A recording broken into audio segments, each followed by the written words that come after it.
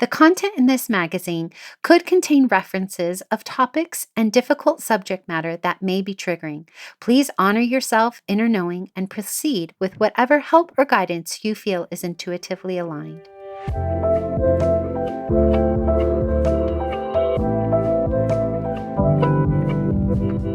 Welcome to Sovereign Magazine Podcast. I'm Nicole George, CEO and founder of Sovereign. I'm so happy you are here. We are the magazine podcast and community guiding 5 million women to their sovereign selves. From heart-led conversations to magical meditations, our inspiring guests will show you how they can help you step into your sovereign self. Are you ready to listen to your inner voice and step into your power? Then keep listening to hear all of the intuitive messages meant for you today.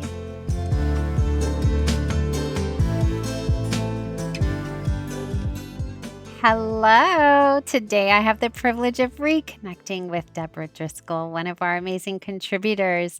She is the founder of the BeHER Collective, a global movement activating women to become the heroine of their own story. And for over 25 years, she has been guiding women through spiritual development, intuitive healing, and embodied leadership. And as the host of the Becoming Her podcast, she also leads retreats in New York and London and lives in Tobago with her husband. She also is building a retreat center and raises a flock of sheep. So, not only that, if we want to keep adding to her checklist, she is the author of a series of surrender, a memoir of grief. Welcome back, Deb. Thank you. What a delight to be here. Hello, everybody.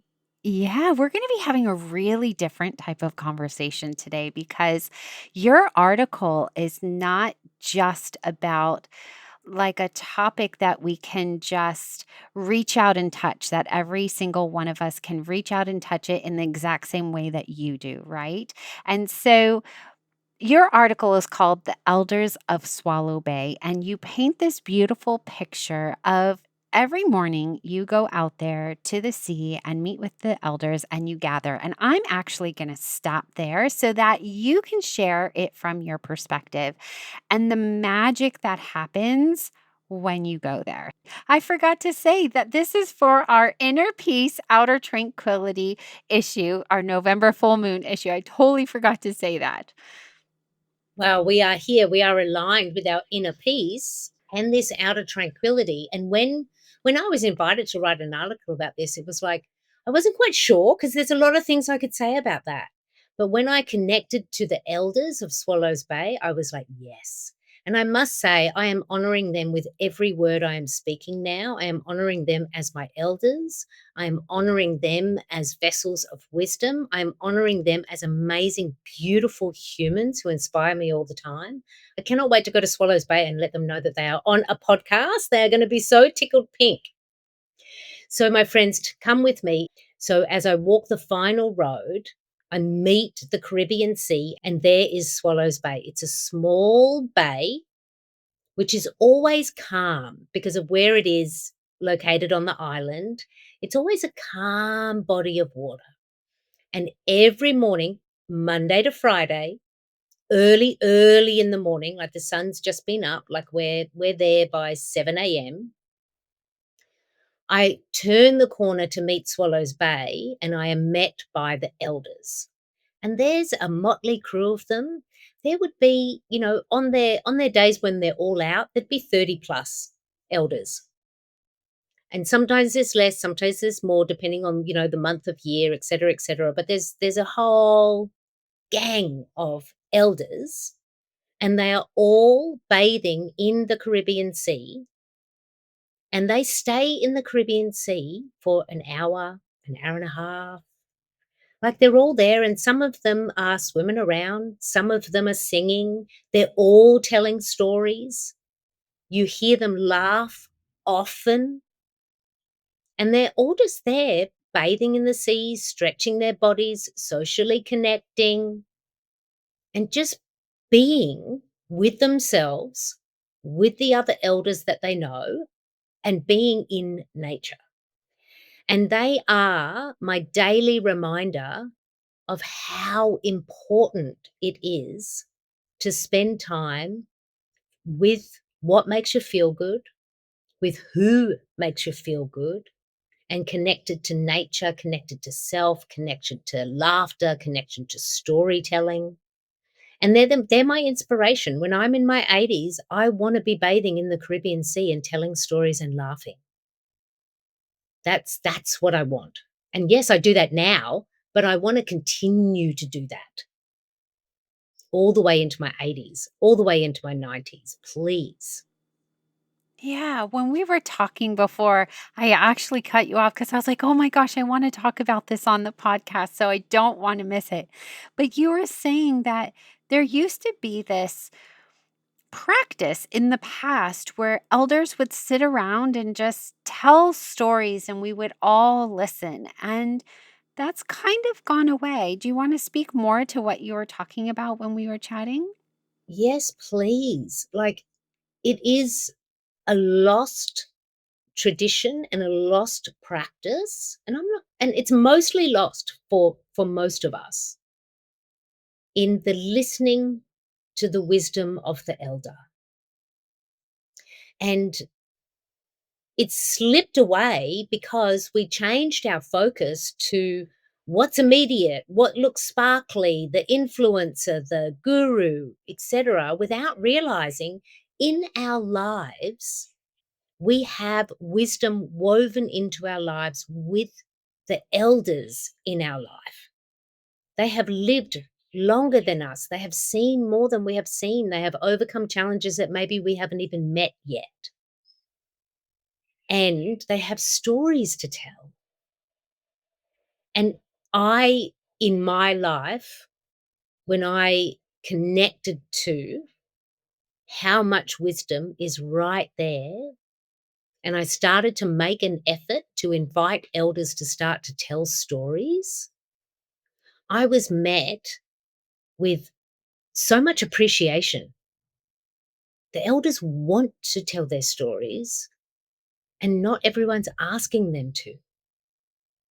And so I do invite everyone. It's like, how can you open up to the wisdom that is either in your family or in your community, within your organization?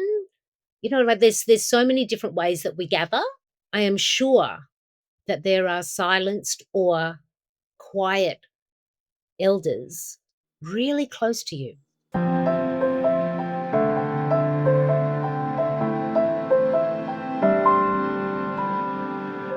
Well, let's move into steps to our sovereign self because I really want you to tell this story about the one particular person in your community, which will lead to some further questions for our audience about how they can incorporate the elders and these stories into their lives. So, why don't you go ahead and share?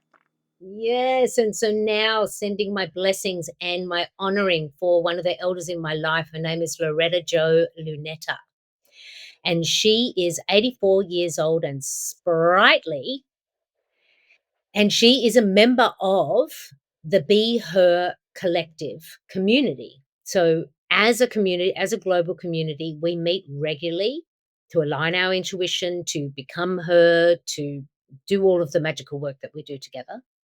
And for years, since I opened the doors in the community, Loretta Jo was one of the first members. She met me because she met me through one of the new moon circles that I used to run. And she was in a space in her life where she was figuring out, who am I now? Her husband of over 50 years, her beloved Don, had died. And she didn't know what was left. All of her children were grown. Don was gone. And so she asked me, I was like, I don't know what I'm doing here. And I said, that's a great question. Let's figure it out. What are you doing here? Because you're still here. And so now, years later, she is not only figured out what she's doing here, which is a many amazing things, but she is a beloved member of our community.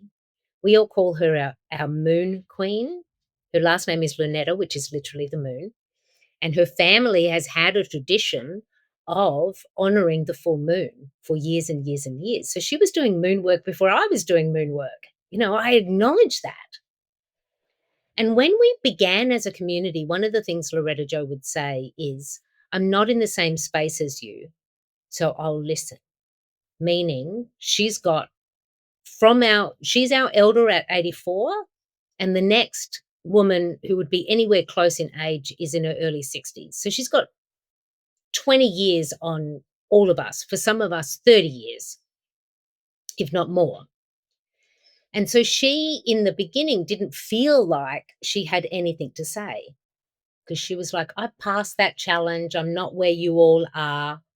And then I started to invite her to tell some of her stories, to tell us her perspective, to give us her wisdom. And it was amazing, Nicole, to see all of the women lean in. Amazing to see the women lean in. And now I'm not the only person who asked Loretta Jo to tell a story. We seek her advice, we seek her wisdom. And for Loretta Jo, it's amazing to see her come into her wise voice because nobody else was asking her to tell the stories. So she devalued them because everybody else was. Now she's working on not only the stories and what she can share, but what is her legacy? Who else can she share stories with? Like, this is like, it's really opened up in her. But it was a really pivotal point that happened recently in our community with everything that the world is challenged with right now. A lot of people are getting disheartened, angry, sad, scared, fearful. And there was one point where Loretta Jo felt very discouraged because she was active in the civil rights movement in the United States. Back in the 60s, she was on the pavement, walking the walk. You know, she was there as the young woman, as the young mother. And she had this moment of, we failed. And she brought this out in the community. We failed. Look what's still happening. And so what we opened up was, well, tell us about what you did. Tell us about the experience. Tell us about what it was like back then. Because we can read the books, but we weren't on the pavement like Loretta Jo and Don, her husband, were.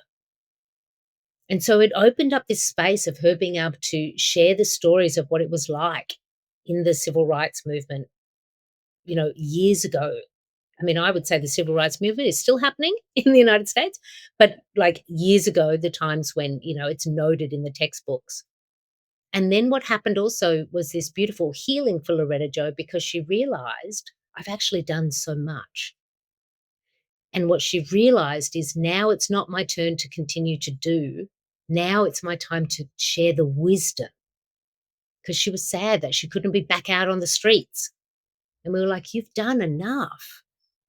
And you can inspire us. You can share your wisdom. You can share what worked and what didn't work. And so it's been this amazing, beautiful opening, not just for all of the women in the community, but for the evolution of Loretta Jo's wise voice. Yeah. And one of the things you were saying is that you'd like to invite our listeners today to ask themselves a few questions. Sure.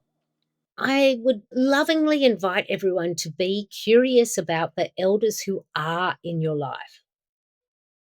That may be a grandparent, that may be somebody who you see regularly at the library or, you know, at your corner store, like in your neighborhood, in your communities, in your families, there are elders there.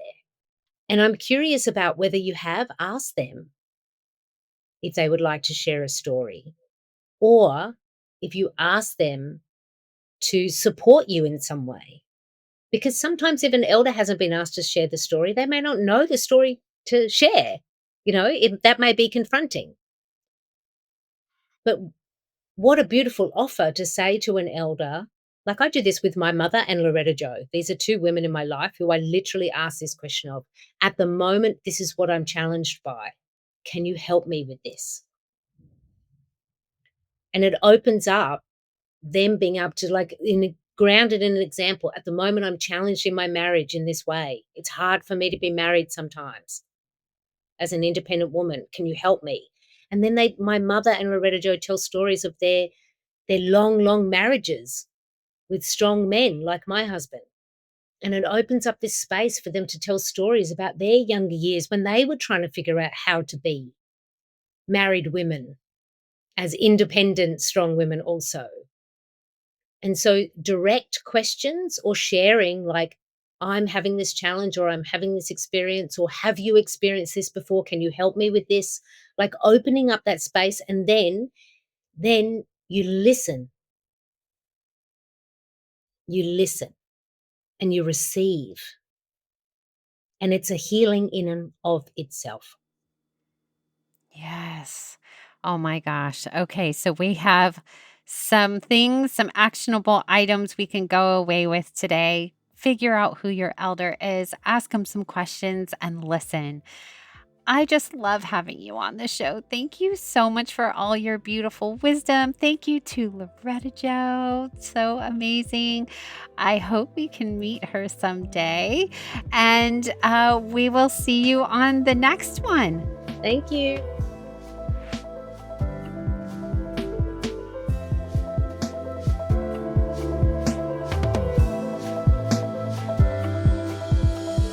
Thanks for listening. I'll be back tomorrow with another soul-led entrepreneur here to help you step into your sovereign self. Subscribe to our magazine and podcast and join our global community for all the magic. Details to connect with today's guest or join the movement are in the show notes. And if you enjoyed this episode, please leave a review. It helps us reach our goal of guiding 5 million women to self-sovereignty.